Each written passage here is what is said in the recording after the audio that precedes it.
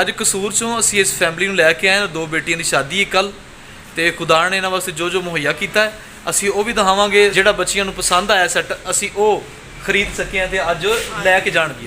ਜਿਹੜੇ ਅਸੀਂ ਸੈੱਟ ਖਰੀਦੇ ਨੇ ਬੱਚੀਆਂ ਵਾਸਤੇ, ਉਹ ਇੱਕ ਇਹ ਬੈੱਡ ਹੈ। ਰਾਹੁਲ ਤੁਸੀਂ ਤੇਰਾ ਦਹਾਨ ਚ ਰਹਿਨਮਾਈ ਕਰੋ। शोकेस दूसरी बच्ची का यह फर्नीचर है। ठीक है, शुक्रगुजारी कर दे खुदा दी। आमीन आमीन आमीन।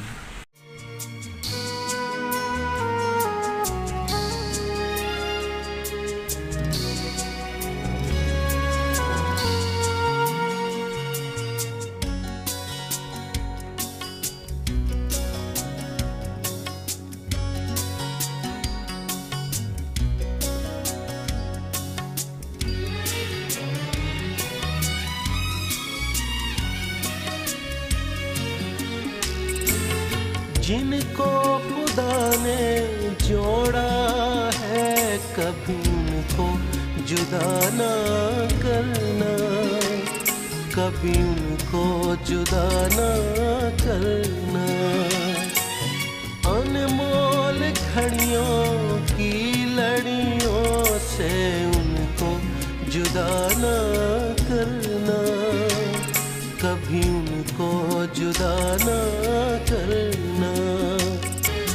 जिस्म की मांग जान के नाज़क करना मोहब्बत इससे।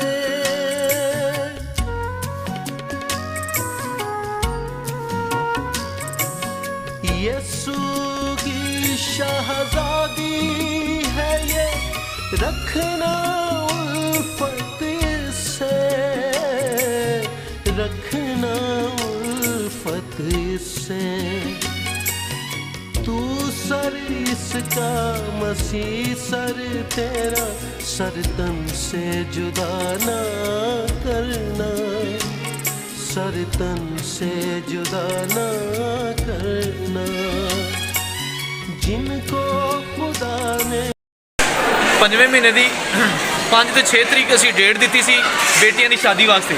ਅੱਜ ਖੁਦਾ ਦੀ ਸ਼ੁਕਰਗੁਜ਼ਾਰੀ ਕਿ ਅਸੀਂ ਇਹਨੂੰ ਬੜਾ ਖੂਬਸੂਰਤ ਤਰੀਕੇ ਨਾਲ ਨਿਭਾਇਆ ਹੈ। ਹਜੇ ਵੀ ਅਸੀਂ ਸ਼ਾਦੀ ਹਾਲ 'ਚ ਖੜੇ ਹਾਂ। ਖੁਦਾ ਨੇ ਬੜਾ ਅੱਛਾ ਬੰਦੋਬਸਤ ਕੀਤਾ, ਕਹਿੰਦੇ ਜੋ ਅੱਛਾ ਖਾਣਾ ਸੀ, ਅੱਛਾ ਫਰਨੀਚਰ ਖੁਦਾ ਨੇ ਮੁਹੱਈਆ ਕੀਤਾ, ਉਹਦੇ अच्छे कपड़े खुदा ने मुहैया किया। जो कुछ असी खुदा को मंगे खुदा ने सानू सब कुछ दिता।